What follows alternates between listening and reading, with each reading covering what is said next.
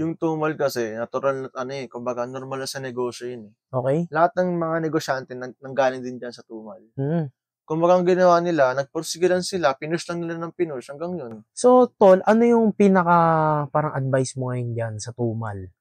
Ano yung mabibigay mo sa amin lahat? Halimbawa, okey, halimbawa may audience sa'tin na gusto ng parang, gustong pumasok ngayon sa pagnenegosyo like para small business na parang na-inspire din sa'yo na ganito.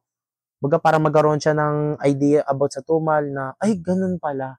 Okey, anong advice mo ngayon tol about sa tumal? Yung tumal kasi natural na ano, kumbaga normal na sa negosyo yun, eh. Okey. Lahat ng mga negosyante nanggaling din diyan sa tumal. Mm. Kumbaga ang ginawa nila, nagpursige lang sila, pinush lang nila ng pinush hanggang yun. Kasi di mo rin masasabi yung mga Excuse me. unexpected na buyer, eh. Okey.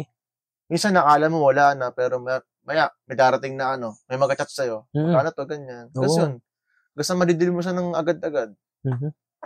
Kunyari 'pag akala mo ano, tawag dito, wala na talagang bibili. Yun yung time na ano, na saka magkakaroon ng bibili sa'yo. Oo, yun talaga, eh, May 'no? season talaga na paldo, Oo. paldo season, may season talaga na tumal, yun.